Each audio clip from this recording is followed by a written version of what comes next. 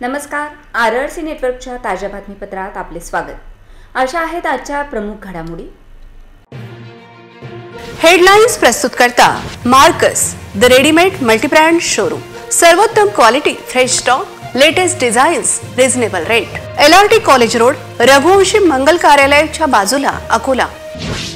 संतनगरी शेगावात भाविकांचा महासागर. लाखो भाविकांनी घेतले श्रींचे दर्शन.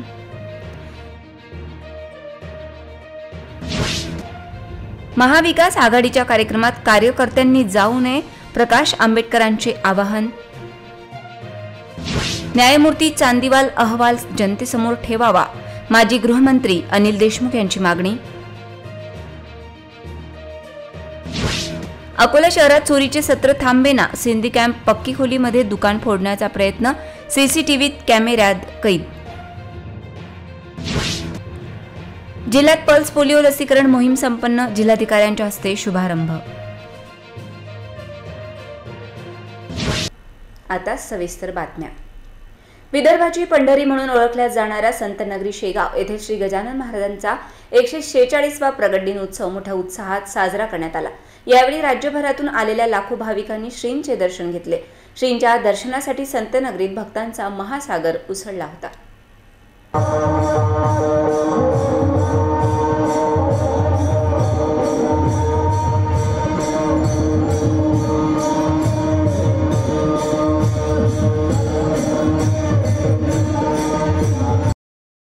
विदर्भाची पंढरी म्हणून ओळखला जाणाऱ्या संतनगरी शेगाव येथे संतश्रेष्ठ श्री गजानन महाराजांचा 146वा प्रगट दिन मोठ्या हर्ष उल्हासात साजरा करण्यात आला.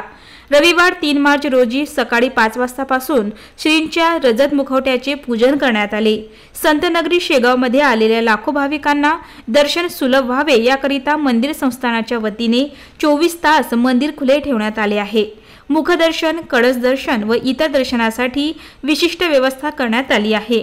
संपूर्ण राज्यातून जवळपास 700हून अधिक दिंडी शेगावात दाखल झाली आहे. दुपारच्या सत्रामध्ये श्रींच्या रजत मुखवट्याची नगर परिक्रमा करण्यात आली. गेल्या 2 दिवसांपासून संतनगरी पूर्णपणे सजली असून मंदिर परिसरावरही अत्यंत आकर्षक विद्युत रोषणाई करण्यात आली आहे. श्रींचा प्रगट दिन महोत्सव पाहता सकाळच्या सत्रात भाविकांना दर्शन घेण्यासाठी तब्बल 4 ते 5 तास लागत आहेत, तर मुखदर्शनासाठी भाविकांना 2 तास रांगेत उभे राहावे लागले. अत्यंत शिस्तबद्ध पद्धतीने गणगण गणात बोतेचा गजर करीत भाविक दर्शन घेत आहे. घरोघरी आज गजानन महाराज यांच्या आवडीचा पदार्थ पिठलं, झुणका भाकर या प्रसादाचा नैवेद्य तयार केला जात आहे. काल सायंकाळपासून पायदळवारी करत हजारो भाविक संतनगरीत श्रींच्या दर्शनासाठी पोहोचले. एकंदरीत संतनगरी शेगावमध्ये संत गजानन महाराजांचा 146वा प्रगट दिन सोहळा अत्यंत उत्साहपूर्ण वातावरणात साजरा होत आहे. गजानन महाराजांच्या दर्शनासाठी राज्यभरातून लाखो भाविक संतनगरीत दाखल झाले आहेत. सकाळपासून भक्तांच्या गजानन महाराजांच्या दर्शनासाठी रांगा लागल्या आहेत. लाखो वारकऱ्यांसह गणगण गणात बोते गजर करीत भाविक दर्शन घेत आहेत. माझं नाव कपिल मगर. आम्ही हिंगोली जिल्ह्यातून आलेलो तालुका वसमध्ये. गजानन महाराजाला आम्ही दर महिन्यामध्ये येत असतो, प्रत्येक महिन्याला येत असतो. आज गजानन महाराजाचा प्रकट दिन आहे, त्याच्यामुळे आलेलो आम्ही सकाळी गजानन महाराजांचं दर्शन घ्यायचं. त्याचं वातावरण वगैरे खूप छान आहे. गजानन महाराजांचा 146वा प्रगट दिनोत्सव आज आपण येथे गजानन महाराज संस्थानमध्ये आहोत आणि येथे पाहून राहिलो आहोत आपण की मंदिरावर आकर्षक अशी रोषणाई लावली गेलेली आहे. या रोषणाईमुळे भाविकांमध्ये अति उत्साह, अति आनंद आणि प्रत्येक भाविक येथे आपण पाहू शकता की स्वतःचं चित्र गजानन महाराजांच्या समोर इथं मंदिरामध्ये घेऊ इच्छित आहे. प्रत्येक भाविक भक्त जणू एका भावनेमध्ये रंगत केलेला आहे. आता सध्या मंदिरामध्ये महाराजांच्या दर्शनाकरता जवळजवळ 1 तास लागून राहिलेला आहे आणि श्रीमुख दर्शनाकरता 10 मिनिटांचा असा वेळ लागून राहिलेला आहे. तरी संपूर्ण नगरी 1 दिवस अगोदरपासूनच गणगण गणात बोटीच्या गजरामध्ये न्हावून निघालेली आहे. जणू प्रत्येक भक्त फक्त महाराजांच्या चरणी नतमस्तक होण्याकरता येथे येत आणि महाराजांजवळ आपलं मागणं मागत आहे. कॅमेरा पर्सन संजय देशमुख सोबत महेंद्र मिश्रा, बुलढाणा. महाविकास आघाडी व वंचितमध्ये लोकसभा जागा वाटपावरून संवाद होत नसल्यामुळे वंचित बहुजन आघाडीच्या कार्यकर्त्यांनी महाविकास आघाडीच्या कुठल्याही कार्यक्रमाला जाऊ नये असे आवाहन वंचितचे राष्ट्रीय अध्यक्ष प्रकाश आंबेडकर यांनी केले। यावरून महाविकास आघाडी वंचितमध्ये बिघाडी झाल्याचे चित्र दिसून पडत आहे। महाविकास आघाडीमध्ये सुरुवातीला प्रकाश आंबेडकर यांना घ्यावे की नाही यावरून बराच खल झाला। प्रकाश आंबेडकर यांनी तीनही पक्षांच्या नेत्यांनी वंचितला सोबत घ्यायचे असेल तर तसे लेखी निवेदन द्यावे असे म्हटले होते। प्रकाश आंबेडकर अखेर महाविकास आघाडीत आले खरे, पण आता जागा वाटपावरून त्यांचा महाविकास आघाडीच्या नेत्यांशी विसंवाद असल्याचे दिसून येत आहे। प्रकाश आंबेडकर यांनी नुकताच एक व्हिडिओ सोशल मीडियावर प्रसारित केला आहे, ज्यामध्ये त्यांनी वंचित बहुजन आघाडीच्या कार्यकर्त्यांनी महाविकास आघाडीच्या बैठका किंवा कार्यक्रमांना हजेरी लावू नये असे म्हटले आहे। एक्सवर पोस्ट केलेल्या व्हिडिओमध्ये ते म्हणाले, वंचित बहुजन आघाडीच्या सर्व कार्यकर्त्यांना आवाहन आहे की वंचित बहुजन आघाडीची महाविकास आघाडीसोबत अजूनपर्यंत युती पूर्ण झालेली नाही, तेव्हा इतर पक्षांकडून पक्ष बैठक किंवा कार्यक्रमाला बोलवत असतील तर त्या बैठकी कार्यक्रमांमध्ये उपस्थित राहू नये असे प्रकाश आंबेडकर यांनी म्हटले आहे। वंचित बहुजन आघाडीच्या सर्व कार्यकर्त्यांना आवाहन करण्यात येत आहे, युती अजून झालेली नाही, तेव्हा युतीतले असणारे पक्ष बोलवत असतील त्या बैठकींना जायचं नाही, कार्यक्रमाला जायचं नाही। पक्षाकडून जोपर्यंत आदेश येत नाहीत आणि तेही मी किंवा रेखाताई यांनी दिल्याशिवाय त्याच्यावरती विश्वास ठेवायचा नाही। कार्यकर्त्यांनी हे पाळावं अशी त्यांना नम्र विनंती। महाराष्ट्राचा गृहमंत्री असताना तत्कालीन पोलीस आयुक्त परमवीर सिंग यांनी 100 कोटी रुपयांचा गैरव्यवहार केल्याचा आरोप केला होता। आयोगाच्या चौकशीनुसार उच्च न्यायालयाचे माजी न्यायमूर्ती यांच्या पाठोपाठ अध्यक्षतेखाली चौकशी समिती स्थापन करण्यात आली होती। त्याचा अहवाल जनतेसमोर सादर करावा असे आवाहन राज्य शासनाला माजी गृहमंत्री अनिल देशमुख यांनी केले। ते अकोल्यात पत्रकार परिषदेत बोलत होते। न्यायाधीश न्यायमूर्ती चांदीवाल समितीने 13 महिने सर्वांचे जबाब नोंदवले गेले आणि 13 महिन्यांनी अहवाल सरकारला दिला। जो अहवाल न्यायमूर्तींच्या नेतृत्वाखालील सरकारला देण्यात आला होता तो सध्याच्या सरकारने 1.5 वर्ष जाणीवपूर्वक लपवून ठेवला आहे। तो अहवाल जनतेसमोर आणावा जेणेकरून जनतेला कळेल त्यात सत्य आहे अशी भावना माजी गृहमंत्री अनिल देशमुख यांनी व्यक्त केली। ते अकोल्यात आयोजित पत्रकार परिषदेत बोलत होते। जर महाराष्ट्र सरकारने तो अहवाल जनतेसमोर ठेवला नाही तर मला कोर्टात जावे लागेल। मी गृहमंत्री असताना उद्योगपती मुकेश अंबानी यांच्या घराजवळ एका वाहनात जिलेटिन बॉम्ब ठेवण्यात आला होता। त्याची चौकशी सुरू असताना वाहन मालकाची हत्या झाली होती। आम्ही या दोन्ही घटनांची चौकशी करत असताना तपासादरम्यान मुंबईचे आयुक्त परमवीर सिंग यांची बदली करण्यात आली। त्यामुळे मागील 1.5 वर्षापासून या सरकारने लपवून ठेवलेला अहवाल जनतेसमोर आणावा असे आवाहन माजी गृहमंत्री अनिल देशमुख यांनी केले। त्या प्रेस नोटमध्ये मी सांगितले आपल्याला की मी जेव्हा महाराष्ट्राचा गृहमंत्री होतो तेव्हा माझ्यावर त्यावेळेसचे पोलीस आयुक्त परमवीर सिंग यांनी 100 कोटीचा आरोप केला होता। तो आरोप झाल्यानंतर मी लगेच त्यावेळेस माननीय मुख्यमंत्र्यांना लगेच पत्र दिलं आणि त्यांना सांगितलं की हा जो माझ्यावर आरोप झाला त्याची लगेच आपण चौकशी करावी। त्यावेळेस उद्धवजी ठाकरे यांनी कमिशन ऑफ इन्क्वायरी ॲक्टच्या अंतर्गत न्यायमूर्ती चांदीवाल जे हायकोर्टचे जज होते त्यांच्या अध्यक्षतेखाली इन्क्वायरी कमिटी लावली। त्या इन्क्वायरी कमिटीने 13 महिने चौकशी केली, सगळ्यांचे बयान घेतले, संपूर्ण प्रकरणाची चौकशी केली, माझ्यावरील प्रकरणाची, माझ्यावर जे आरोप झाले त्या प्रकरणाची। आणि 13 महिन्यानंतर चौकशी केल्यानंतर त्यांनी रिपोर्ट सरकारला दिला। माझी मागणी आहे सरकारला, वारंवार मागणी आहे की जो रिपोर्ट न्यायमूर्ती चांदीवालनी 13 महिने चौकशी केल्यानंतर जो सरकारला दिला, 1.5 वर्षापासून तो रिपोर्ट सरकार त्यांनी दाबून ठेवलेला।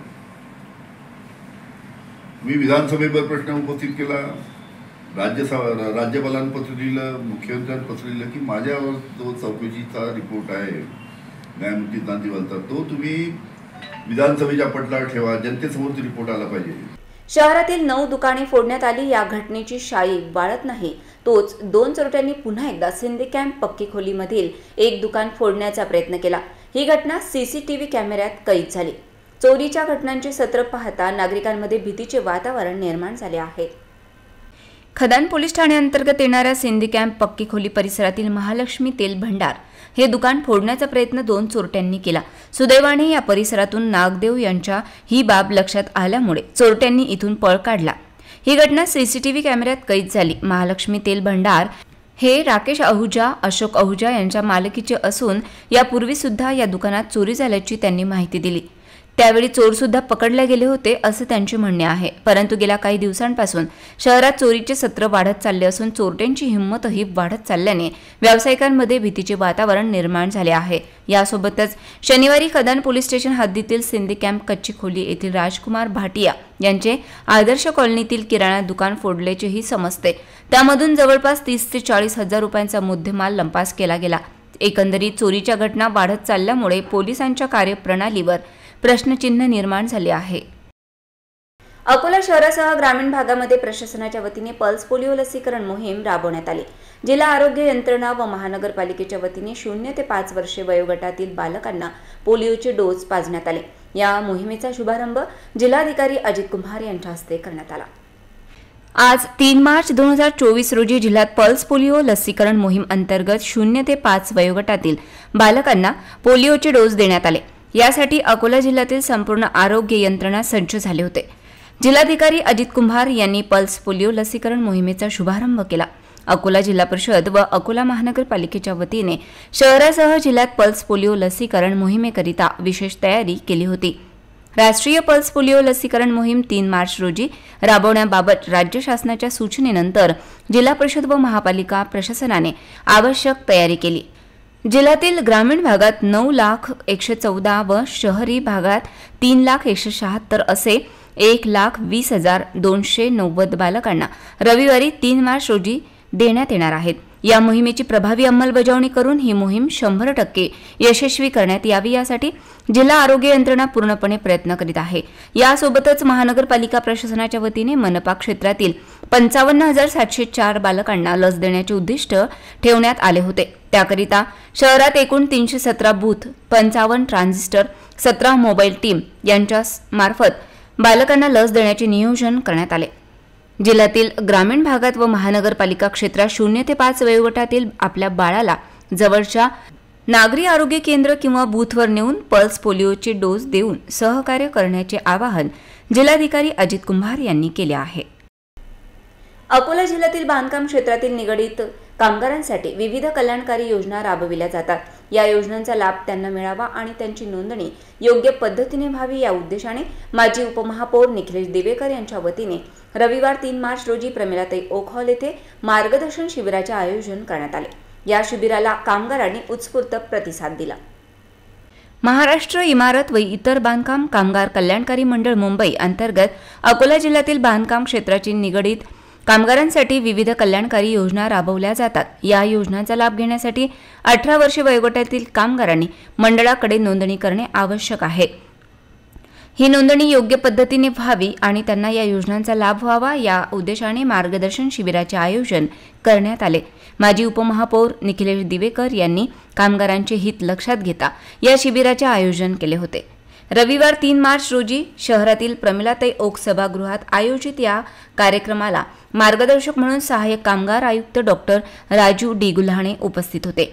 सर्वप्रथम उपस्थित मान्यवरांच्या हस्ते कामगार नेत्यांच्या प्रतिमेचे पूजन करून तथा दीप प्रज्वलन करीत कार्यक्रमाची सुरुवात करण्यात आली। त्यानंतर मंचावर उपस्थित अतिथींचे स्वागत पुष्पगुच्छ देऊन करण्यात आले। यावेळी सहाय्यक कामगार आयुक्त डॉक्टर राजू डी गुल्हाणे यांनी उपस्थित कामगारांना मार्गदर्शन केले। तत्पूर्वी कार्यक्रमाचे आयोजक माजी उपमहापौर निखिलेश दिवेकर यांनी आपल्या भाषणातून कामगारांसाठी राबविण्यात येणाऱ्या विविध कल्याणकारी योजनांची माहिती दिली। यासोबतच कामगारांची नोंदणी करतेवेळी दलालांकडून फसवणूक केल्या जाते। नोंदणी करताना कामगारांना अनेक अडचणींचा सामना करावा लागतो। कामगार कल्याण मंडळाकडे कामगारांची नोंदणी करताना दलाली सुरू आहे ती बंद करण्यासाठी पाठपुरावा करणार असल्याचे प्रतिपादन माजी उपमहापौर निखिलेश दिवेकर यांनी केले।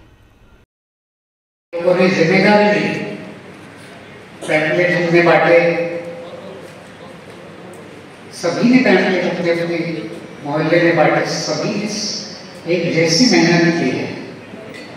मेरी अकेले की मेहनत से नहीं, ये जो आयोजन के लिए जो मेरे साथ स्टेज पर बैठे हैं उन सबकी मेहनत है कि आज ये इतना बड़ा मॉब यहाँ पे बैठा हुआ है। जब ये कार्यक्रम की तारीख निश्चित हुई थी तब हमें पता नहीं था, मुझे पता नहीं था कि आज प्रगट दिन है। फिर जब 8 दिन पहले पता चला तो उन्होंने ये कहा कि अगर आज आप नहीं करेंगे कार्यक्रम तो आपको अप्रैल महीने में करना पड़ेगा। बोलो फिर धूप बढ़ जाती है, इसलिए आज निपटाओ। दोस्तों, पहले से आपको बताता चलूं कि कामगारों की परिस्थिति बहुत खराब थी पहले। सूरज उगने से काम करना पड़ता था और सूरज डूबने तक 16 घंटे कामगार काम करते थे मजदूर। एक जानवर की तरह उनसे काम लेते थे, लेकिन पिछले 100 साल में जो सुधार हुआ उसके कारण आज परिस्थिति ऐसा है। 8 घंटे अपने परिवार के साथ बिताना और 8 घंटे आराम करना, सोना।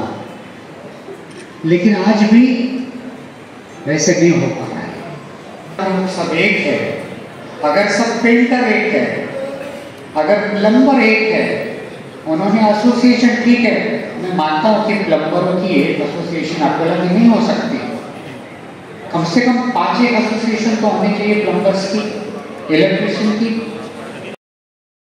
या कार्यक्रमाला इतर मान्यवरांमध्ये प्रशांत मेश्राम, शकूर खान लोधी, चंद्रकांत बोरकर, इसरार शहा, संतोष साळुंखे, संदेश वानखडे, तश्वर पटेल, शखावत शहा, संजय पुळेल्लू, दिनेश खोब्रागडे, करीम ठेकेदार, देविदास सोनवणे, मंगेश वाकोडे, शेख हनीफ, कपिल रावदेव, माजी नगरसेवक पराग कांबळे, नयन गायकवाड आदी मान्यवर उपस्थित होते। माजी उपमहापौर निखिलेश दिवेकर यांनी कामगारांचे हित लक्षात घेता या कार्यक्रमाचे आयोजन केल्यामुळे अनेकांनी त्यांचे आभार व्यक्त केले। या कार्यक्रमाला मोठ्या संख्येने इमारत व इतर बांधकाम कामगार क्षेत्रातील कामगार उपस्थित होते। तीक्ष्णगत मीडिया प्रायव्हेट लिमिटेडच्या वतीने अजिंक्य भारत वृत्तपत्राचा नवप्रारंभ सोहळा शनिवार 2 मार्च रोजी पोलीस लॉन राणी महाल सभागृह येथे संपन्न झाला। यावेळी विविध क्षेत्रातील मान्यवरांची उपस्थिती होती। यावेळी उद्घाटक म्हणून प्रसिद्ध सरकारी वकील ॲडव्होकेट उज्ज्वल निकम, वंचित बहुजन आघाडीच्या नेत्या अंजलीताई आंबेडकर तर अध्यक्ष म्हणून ज्येष्ठ वकील विनोद फाटे प्रामुख्याने उपस्थित होते। वृत्तपत्र हे सकारात्मक दृष्टिकोनातून चालवणे आवश्यक असून सर्वसामान्य उपेक्षित वंचितांचे प्रश्न निर्भयपणे मांडत अजिंक्य भारतची ख्याती सर्वदूर पोहोचवणे आवश्यक असल्याचे प्रतिपादन विशेष सरकारी वकील उज्ज्वल निकम यांनी केले। माझी आणि ज्यावेळेला सुगत यांची प्रथम भेट झाली, त्यांच्याबरोबर त्यांचे चिरंजीव तीक्ष्णगत देखील बरोबर होते। मी त्यांना पहिला प्रश्न केला की आपला व्यवसाय एक बांधकाम व्यावसायिक म्हणून आपण मुंबईला चांगला जम बसवला असताना आपल्याला एखादं दैनिक आपल्या जन्मस्थानी का काढावं असं वाटलं। आणि दुसरा प्रश्न माझा साहजिक होता की अजिंक्य भारत या नावाचं दैनिक आपण का सुरू केलं। वकील असल्यामुळे ही सवय आहे प्रश्न विचारायचे, प्रश्नाचं उत्तर देताना समोरच्या व्यक्तीचे चेहऱ्यावरचे आविर्भाव निरखून बघायचे आणि त्यांची बॉडी लँग्वेज बघायची। कारण हे करण्यामध्ये माझा नेहमी दावा असा असतो की मी ज्या व्यक्तीला बघतो, ज्या व्यक्तीचं बोलणं ऐकतो, ती व्यक्ती कशा वृत्तीची आहे, कशा प्रवृत्तीची आहे हे सहज ताळू शकतो। याला रामदेव बाबाची योग विद्या लागत नाही। यावेळी कार्यक्रमाचे अध्यक्ष म्हणून ज्येष्ठ विधिज्ञ ॲडव्होकेट विनोद फाटे, प्रमुख मार्गदर्शक म्हणून प्रबुद्ध भारतच्या संपादिका प्राध्यापक अंजलीताई आंबेडकर, प्रसिद्ध उद्योजक व सामाजिक कार्यकर्ते डॉक्टर सुगत वाघमारे, शिक्षण तज्ज्ञ डॉक्टर गजानन नारे, ॲडव्होकेट अनिल काळे, डॉक्टर अमोल रावणकर, प्राध्यापक डॉक्टर संतोष हुसे, अजिंक्य भारतचे मुख्य संपादक तीक्ष्णगत वाघमारे, कार्यकारी संपादक पुरुषोत्तम आवारे पाटील, निवासी संपादक रुबेन वाळके, तीक्ष्णगत मीडिया प्रायव्हेट लिमिटेडचे संचालक विष्णुदास मुंडूकार, श्रीकांत पिंजरकर, शाखा व्यवस्थापक आशिष वानखडे आदी उपस्थित होते। सर्वप्रथम मान्यवरांच्या हस्ते दीप प्रज्वलन करण्यात आले। त्यानंतर प्रास्ताविकेतून अजिंक्य भारतचे मुख्य संपादक तीक्ष्णगत वाघमारे यांनी अजिंक्य भारतची भूमिका आणि भविष्यातील वाटचाल याबाबत प्रास्ताविकातून विचार मांडले। आपण सगळे जाणताच तीक्ष्णगत मल्टीपर्पज वेलफेअर सोसायटी गेल्या 23 वर्षांपासून अकोला जिल्ह्यामध्ये अनेक सामाजिक कामांचा वसाहत घेत आहे। ते बालकांच्या क्षेत्रात असो, महिला सक्षमीकरणाच्या क्षेत्रात असो, उद्योजक घडवण्याच्या क्षेत्रात असो, आरोग्य क्षेत्रात असो, रोजगार निर्मितीच्या क्षेत्रात असो, अशा विविध क्षेत्रांमध्ये तीक्ष्णगत मल्टीपर्पज वेलफेअर सोसायटी आपला ठसा उमटवलेला आहे। कालखंडित माझे आजोबा ज्ञानेश्वरजी वाघमारे, माझ्या आजी कालखंडित रुपाई वाघमारे यांनी जी सामाजिक बांधिलकीची शिकवण आम्हाला घालून दिली आहे, याचाच वसा उद्योजक डॉक्टर सुगतजी वाघमारे साहेब यांच्या नेतृत्वात पूर्ण तीक्ष्णगत परिवार हा पुढे नेत आहे। आज अजिंक्य भारत या वडार प्रांतातील या प्रसिद्ध दैनिकाच्या माध्यमातून मीडिया इंडस्ट्रीमध्ये तीक्ष्णगत परिवार पाऊल ठेवत आहे। यावेळी मान्यवरांच्या उपस्थितीत अजिंक्य भारत अंकाचे विमोचन करण्यात आले। यावेळी ज्येष्ठ विधिज्ञ ॲडव्होकेट विनोद फाटे यांनी अध्यक्ष भाषणातून आपले विचार व्यक्त केले, तर शिक्षण तज्ज्ञ डॉक्टर गजानन नारे यांनीही शुभेच्छापर मार्गदर्शन केले। या कार्यक्रमाच्या मुख्य मार्गदर्शक प्राध्यापक अंजलीताई आंबेडकर यांनी आपले विचार व्यक्त करताना वृत्तपत्राने कोणत्याही परिस्थितीत सत्य मांडणे गरजेचे आहे, सत्याची कास धरून समाजातील वास्तव चित्र रेखाटत अजिंक्य भारतने वंचितचा आवाज होण्याची आवश्यकता असल्याचे मत यावेळी त्यांनी व्यक्त केले। अजिंक्य भारत वृत्तपत्राने लोकांचे प्रतिनिधित्व करावे, येणाऱ्या काळात वंचितांचे मुखपत्र होण्याचा प्रयत्न साकार करावा असे मत प्राध्यापिका अंजलीताई आंबेडकर यांनी मांडले। कार्यक्रमाचे संचालन जया भारती इंगोले यांनी तर आभार प्रदर्शन कार्यकारी संपादक पुरुषोत्तम आवारे पाटील यांनी केले। राज्यशास्त्राच्या विद्यार्थ्यांना असाइनमेंटच्या याच्यामध्ये चाराचा प्रभाग आणि त्या प्रभागाच्या बाउंड्रीज डिक्लेअर झाल्यानंतर जी ऑब्जेक्शन घेतली गेली आहे महानगरपालिकेत, त्या ऑब्जेक्शनचा जरी आपण अभ्यास केला तरी आपल्या लक्षात येतं की प्रभाग रचनेची किती सोयीस्करपणे तडजोड केली गेली आहे आणि ह्या तोडफोड करण्याचा आणि सत्ताधाऱ्यांच्या सोयी प्रभागाच्या बाउंड्रीज ठरवण्याचा सुद्धा भाग लोकांच्या समोर येणं ही मला असं वाटतं की अजिंक्य भारतसारख्या वृत्तपत्राची जबाबदारी राहिली, तेव्हाच आपण खऱ्या अर्थाने असं म्हणू शकतो की आपण याच्यामध्ये लोकांचं प्रतिनिधित्व करतो। आज संतनगरी शेगावमध्ये श्री संत गजानन महाराज यांचा 146वा प्रगट दिन उत्सव साजरा होत आहे।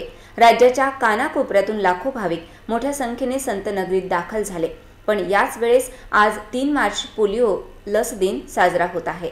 त्याकरिता संस्थांच्या परिसरामध्ये आलेल्या भाविकांसोबत त्यांची 0 ते 5 वर्ष वयोगटातील बाळ या पोलिओ डोस पासून वंचित राहू नये याकरिता देखील व्यवस्था केली गेली आहे, ज्याचे सर्व स्तरातून कौतुक होत आहे। याचा आढावा घेतला आहे आमचे प्रतिनिधी महेंद्र मिश्रा यांनी। आज संतनगरीमध्ये एकीकडे राज्याच्या कानाकोपऱ्यातून लाखोच्या संख्येने भाविक आले असताना नेमके बालक या 3 मार्च रोजी दिल्या जाणाऱ्या पोलिओ डोस पासून वंचित राहू नये याकरिता विशेष कक्ष उभारून तिथे बालकांना हा पोलिओ डोस दिला जात आहे। तर दुसरीकडे प्रगट दिनाचा उत्साह देखील मोठ्या हर्षोल्लासात साजरा करण्यात येत आहे। त्यामुळे आध्यात्मिक नगरी प्रति पंढरपूर येथे बालकांचे देखील आरोग्य एका अभिनव पद्धतीने जपल्या गेल्याचे म्हटल्यास वावगं ठरणार नाही। मंदिर संस्थांच्या वतीने प्रगट दिन उत्साहात येणाऱ्या लाखो भाविकांच्या 0 ते 5 वर्षे वयोगटातील मुलांना पोलिओ डोस देण्याच्या उद्देशाने एका विशेष कक्षाचे आयोजन करण्यात आले। यामध्ये 0 ते 5 वर्षे वयोगटातील बालकांना पोलिओ डोस देण्यात आला। आध्यात्मिक धार्मिक कार्यक्रमासह बालकांच्या आरोग्याची देखील या संस्थांद्वारे विशेष काळजी घेण्यात आली। अकोला शहरात अत्यंत उत्साहपूर्ण वातावरणात संतश्रेष्ठ श्री गजानन महाराजांचा 146वा प्रगट दिन उत्सव साजरा करण्यात आला। या निमित्ताने सर्व श्रींच्या मंदिरात भाविकांची गर्दी दिसून आली, तर भाविकांसाठी धार्मिक कार्यक्रमांसह महाप्रसादाचे आयोजन करण्यात आले होते। संत श्री गजानन महाराजांचा प्रगट दिन रविवार 3 मार्च रोजी शहरात विविध संत श्री गजानन महाराज मंदिरात मोठ्या उत्साहात संपन्न झाला। आज सकाळपासूनच शहरातील विविध श्री गजानन महाराज मंदिरात श्रींच्या दर्शनासाठी भाविकांनी गर्दी केली। प्रगट दिन उत्सव पाहता भाविकांचा उत्साह पाहण्यासारखा होता। श्रींचा प्रगट दिन महोत्सव पाहता शहरातील संत श्री गजानन महाराज मंदिरांवर अत्यंत आकर्षक विद्युत रोषणाई सुद्धा करण्यात आली होती। यासोबतच मंदिर परिसरात संत श्री गजानन महाराजांच्या मूर्तीजवळ आकर्षक फुलांची साज सजवण्यात आली। मंदिरावर तोरण, पताका, रोषणाई करण्यात आली। तर श्रींच्या प्रगट दिनानिमित्त विजय ग्रंथ पारायण, भजन, कीर्तन, भागवत सप्ताह आदी धार्मिक कार्यक्रमांचे आयोजन करण्यात आले। प्रगट दिनाच्या औचित्य साधून शहरातील विविध श्री गजानन महाराज मंदिरात भाविकांसाठी महाप्रसादाचे आयोजन करण्यात आले। अनेक मंदिरात सुरू असलेल्या भागवत सप्ताहाची आज सांगता करण्यात आली। काल्याचे कीर्तन व महाप्रसादाने विविध धार्मिक कार्यक्रम संपन्न झाले। अकोला शहरातील डाबकी रोडवरील श्री संत गजानन महाराज मंदिरात विविध धार्मिक कार्यक्रमांची सांगता झाली। दुपारच्या सत्रामध्ये या मंदिरातून श्रींच्या मुखवट्याची नगर प्रदक्षिणा करण्यात येणार आहे। एकंदरीत अत्यंत उत्साहपूर्ण वातावरणात राजेश्वर नगरीत श्रींचा प्रगट दिन साजरा करण्यात आला। पुन्हा एक नजर टाकूया आजच्या प्रमुख घडामोडींवर। हेडलाइन्स प्रस्तुत करता Marcus the readymade multibrand showroom. सर्वोत्तम quality, fresh stock, latest designs, reasonable rate. LRT college road, Raghuvanshi Mangal कार्यालयाच्या बाजूला, अकोला। संतनगरी शेगावात भाविकांचा महासागर, लाखो भाविकांनी घेतले श्रींचे दर्शन।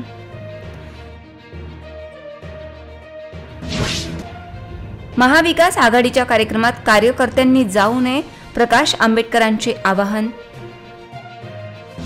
न्यायमूर्ती चांदीवाल अहवाल जनतेसमोर ठेवावा, माजी गृहमंत्री अनिल देशमुख यांची मागणी।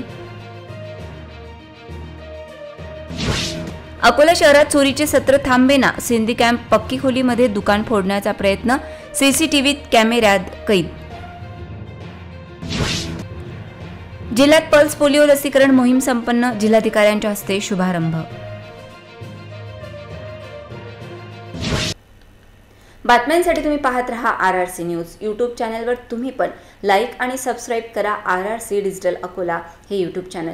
जगभरात कुठेही पहा RRC डिजिटल अकोला। पुन्हा भेटूया ताज्या बातम्यांसह, नव्या घडामोडींसह, नव्या बातमीपत्रात। तोवर नमस्कार।